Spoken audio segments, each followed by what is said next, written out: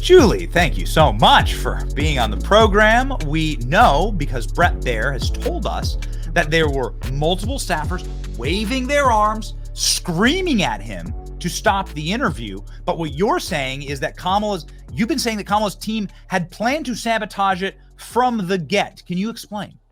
That's exactly what it looks like, Benny. And this is what Bret Baier was telling his colleagues on Fox News after the interview. Now, of course, Bret Baier had promoted the idea or promoted the show. Kamala Harris refused to do a live interview on Bret's show that begins at 6 o'clock Eastern time.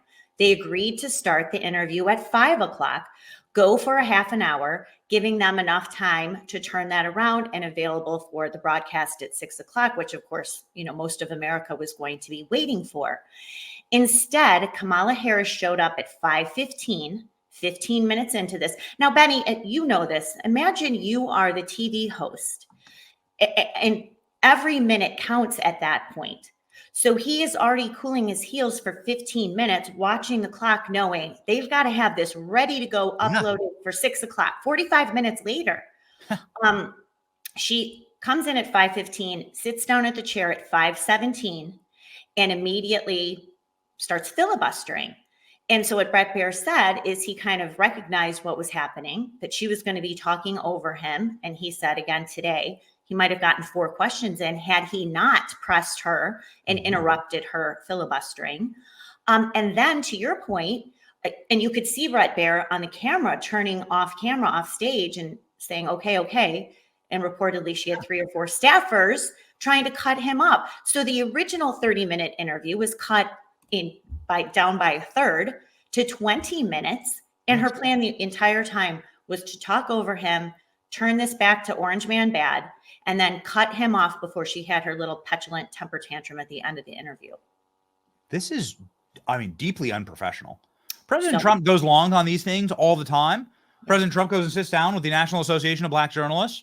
That was a nasty one. That was just nasty. And the way that he handled it was so different. The way he handles it is it's just a masterclass in getting the audience on his side and then reframing the argument. We played the clip earlier. What a nasty question. You don't say hello? You don't say hello to me, Trump? Come on. Like, it's amazing. Total masterclass. Greatest president of all time. You don't say hello. Yeah, it's like, and then suddenly everyone's laughing in the audience. The black journalists in the audience are laughing at the black journalists on stage, and Trump goes, "You are fake news," and they crack up. Right. It's the exact opposite of the panic we saw on stage. This is what Julie Kelly is referencing, by the way. Bret Baier saying, okay, I get it. Your staff keeps coming for me. Like, okay, we get it. Like, they're attacking us. Watch this. Madam Vice President, and they're giving me a hard rap Well, here. I thank you for the time. I thank you for the time. It's good to meet you. Thank you very much. Thank you. And you could see Bret Baier looking off camera very nervously in the last round of questions, being like, okay, all right, back off. So you're saying that they cut the interview short by at least 10 minutes by showing up late, knowing that Bret's up against a hard timeline to flip this around. Either way, they flipped this around and this was land speed records for flipping an in. We know what it takes, obviously, to cut an interview and put it up. Congratulations to the team at Fox that actually was able to get this done.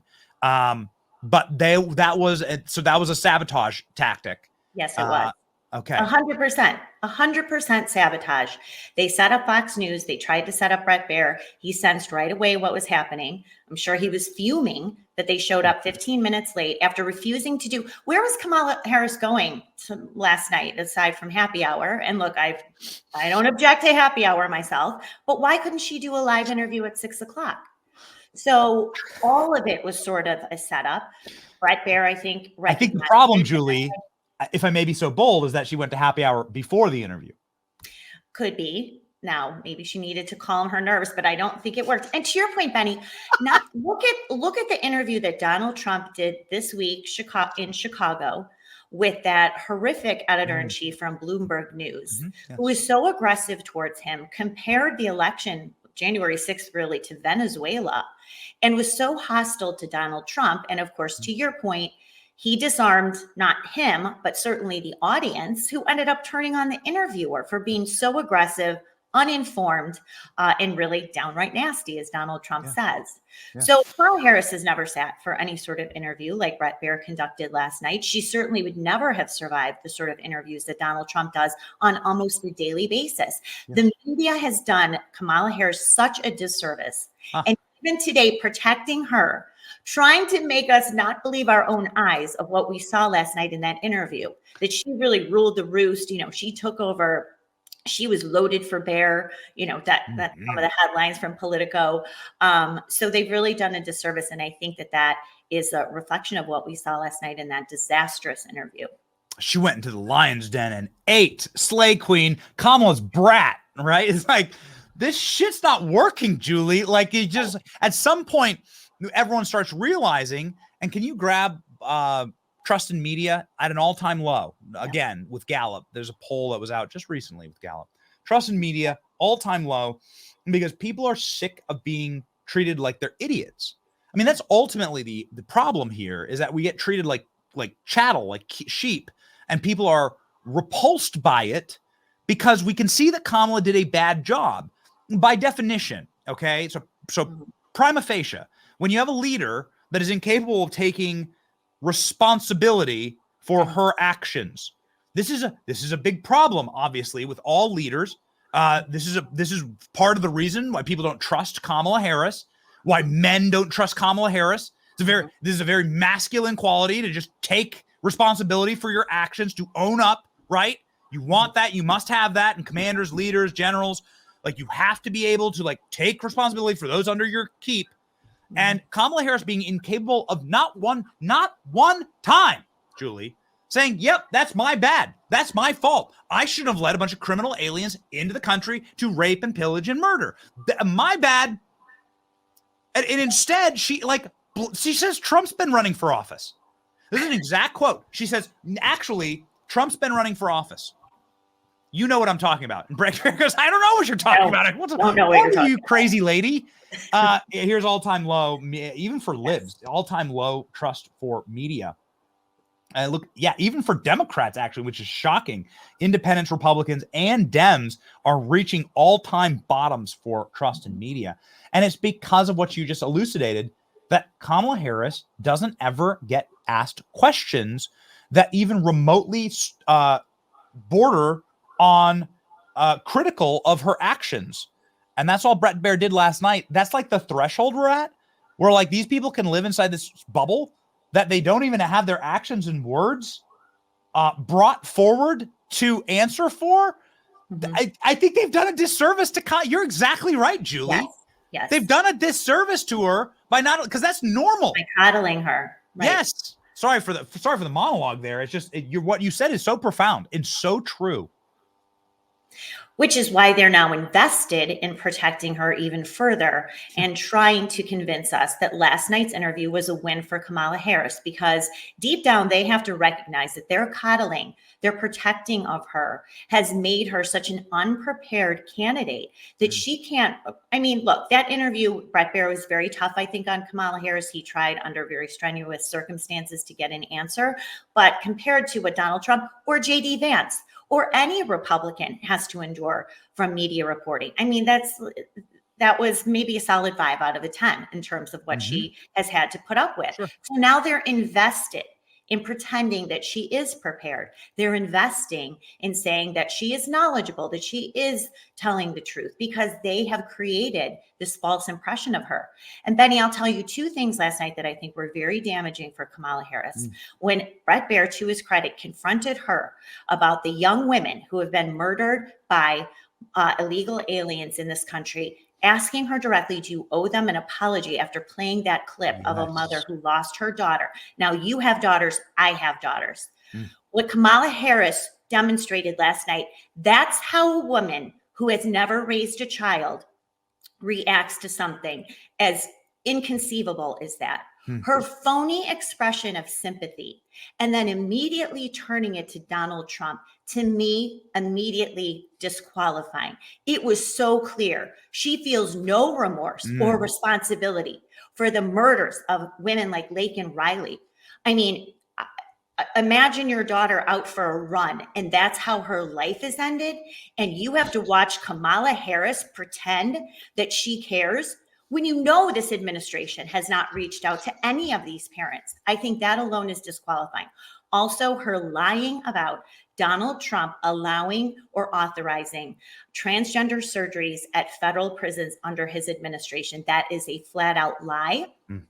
And I posted today the press release from the ACLU, June of 2022, first transgender surgery conducted at a federal prison. She completely lied about that too.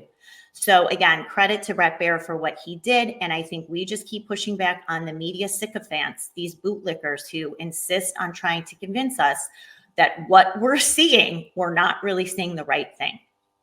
What a repulsive, it's worth, because you called it out, hold on, put it back up, Klein. Because you called it out, it's worth it's worth taking this moment. But let's take this moment where she responds to the mother.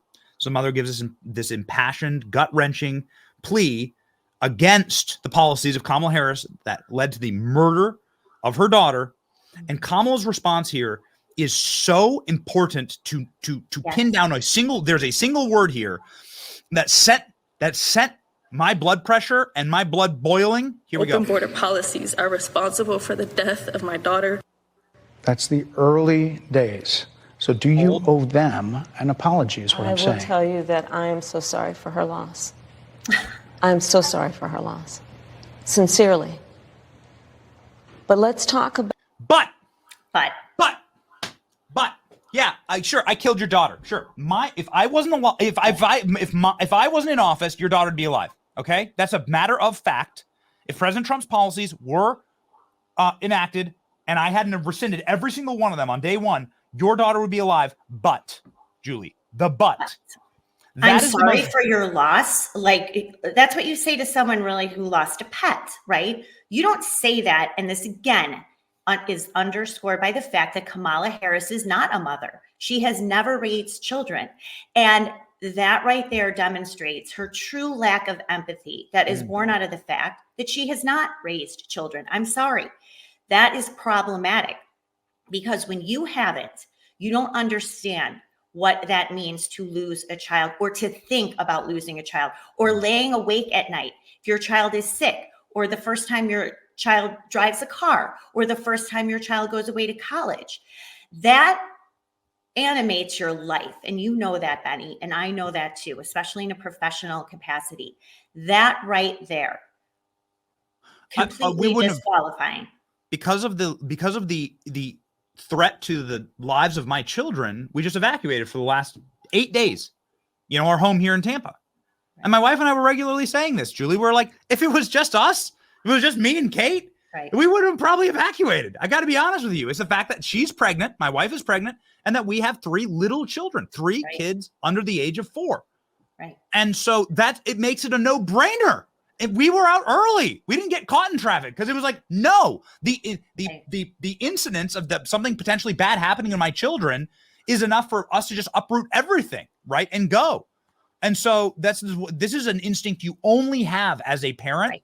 And right, it is a dark and sick cruelty to the men and women who not only have to suffer under Kamala's border policies, but also Kamala's foreign policy disaster, like ratcheting up wars. Right? It's somebody else's kids who go fight and die in those wars, right? It's right, never the family of the elites. It's never the people who have children. It's always someone else's children. And I think parents are drawing a line in the sand and saying, F you. Right. Enough of the carnage for our kids, right? You godless, childless monsters. You don't get to send our kids off to the slaughter. F you. Yeah, F you. And think about it. Kamala Harris not only does not have children, she has had professional security for 15 or so years. As Attorney General for California, as a U.S. Senator, she had protection. And she's had Secret Service protection now for almost 4 years and continues to do so. She doesn't need to worry about her personal security. She certainly doesn't have to worry about her daughter walking around a big city and or a small town and being assaulted and attacked by one of these migrants. She's protected, right? So she doesn't understand. This is the lack of she is nothing more than a product of her own personal and political ambition. And that, again, was demonstrated so clearly last night, is that she has lived for herself, completely for herself. Her advancement in politics is for her own benefit. She is not doing it to protect your children or my children or anyone else's children. She wants to be in that office. She thinks she earned this nomination. And she will continue to do the exact same things that Joe Biden has been doing, probably worse, and accelerated it. So that is the choice that voters confront. Do you want this political automat who clearly lacks a soul or a conscience or the ability to empathize or have sympathy for anyone but herself? Or do you want someone like Donald Trump, who has stood at the border with parents of a girl murdered by a migrant, and you can tell his deep, sincere sympathy and heartbreak on behalf of these families, versus that is, in my opinion, as important a consideration as who will run the economy better and who will get us out of these foreign wars. That is the sort of quality and consideration that voters need to take in mind. I just want to sort of end with this. Julie Kelly has an incredible Substack. She's herself an independent journalist and does better work than anyone on the cases against President Trump, on investigating January 6th, investigating the pipe bomb right at the DNC and Kamala's connection to it. Like, this is why so many people are flocking to Julie Kelly's Substack, to our program here, where Julie's a regular and beloved guest. It's because the corporate press won't ask questions like this, because the corporate media, the only reason Kamala is able to get away with this, like wholesale slaughter of American children, is because she never gets asked. No one ever has the guts and the balls to walk up and just say the decent thing to do is to take responsibility for the lives and the carnage that you've created. I have never seen anyone ask Kamala Harris about Laken Riley. It's the first time, Julie, you can correct me if I'm wrong, but it's the first time I've seen anybody in the media, anybody who's ever had a microphone to Kamala Harris's face, say, what do you think about this family who's lost everything? There are things you can replace, everything you can replace. My house could have been like wiped away. Many people's were in my neighborhood, wiped away from the hurricane, wiped away my car, take it all. God can have it all. Like, there are things you can't replace. Those are my children. All right. Can't replace them. They're angels from God. And it's my charge to protect them. And the media allow Kamala to get away with this by never asking a question about that. And so that's why everyone is gravitating to people like you and me, who at the very least have a soul and care about these things. And I can confidently say, no matter who you are or how you vote, I don't want your children to be murdered by a criminal alien. I don't want them to be murdered in some desert fighting for someone else's country. That's right. I can say it, and I'll fight with you to prevent it from happening. And I think that's why people actually, that's such a human thing. That's why people are now flooding to your Substack and flooding to the show. It's awesome. Thank you, Benny. Well, I appreciate that. And I appreciate all you do in covering my work. And, we've got a tough couple of weeks ahead. But I think that Donald Trump is in a good position. And I think that Kamala Harris will continue to have more meltdowns like this, and Joe Biden as well. So I think we're going to have an interesting little sideshow over the next few weeks. As she said last night, I am not going to have the same presidency as Joe Biden. Yeah. I can only imagine how that went over with Dr. Jill and Joe Biden last night. How much Chardonnay do you think was thrown against the wall in Jill's bedroom last night, right? Maybe some ice cream. I don't know, but it's probably ugly. Yeah. All right. Well, I'm sure there's plenty of, I'm sure there's a functional ice cream machine at Guantanamo Bay. Maybe that's where Mark Milley is headed. I know that you have this timeline. We talked about it last time you were on the program. Sorry, there's so much to talk about, but let's click on this real fast. I want everybody to go to Julie's Substack, Declassified with Julie Kelly, because talk about this timeline with the National Guard. Mark Milley, he says that he expects a court-martial if Donald Trump is reelected. Do you agree? I hope so. He should be towards the top of the list of former officials, especially considering his high office that he held. And I'll tell you what, aside from this timeline that took months for my researcher, Haley McLean, and I to put together, we did every source, transcribed interviews, videos, book excerpts, including from Mark Milley, to put this blow by blow. It's almost a minute by minute account on January 6th as to the delays in the deployment of the National Guard, and then finally the deployment of the DC Guard after 5 o'clock that day. But listen, Mark Milley has his dirty fingerprints all over this, beginning in the summer of 2020. Furthermore, just yesterday, Tanya Chutkin, who's presiding over Jack Smith's prosecution of Donald Trump in the J6 matter, refused to allow Donald Trump to get access to Mark Milley's classified documents related to January 6th. Now, Mark Milley told the J6 committee that he had all these records. He was involved in all these phone calls. He was texting people. He was emailing people. After January 6th, Benny, he put all of that under the highest classification level, so no one could get access to it. He told the J6 committee that.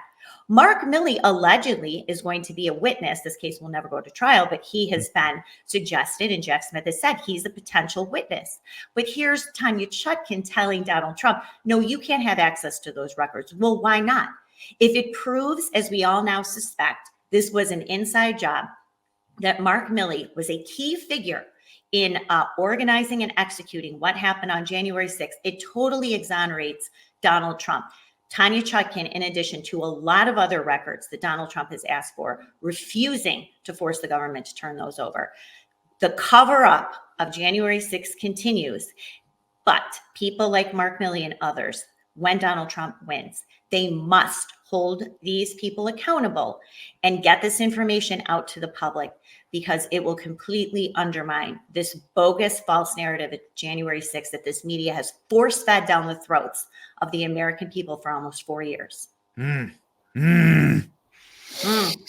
Some force feeding, I'm sure. Yeah, happening in the White House. I'm not sure exactly they're eating through a tube just yet. Jimmy Carter, who just voted for Kamala Harris, don't you worry about that. Jeez, what a clown car, Julie. What a mess. We're excited for the next 4 years. I'm so excited for the next 4 years. I'm so excited for your journalism to actually get like the kind of investigative teeth that they deserve. And I have a feeling you're going to have a lot of wins in the coming months and years. The great Julie Kelly. Follow, please, right here. 721,000 Americans. Can't be wrong. And 2 beautiful German shepherds. Julie, God bless you. You're the best, Benny. Thanks so much.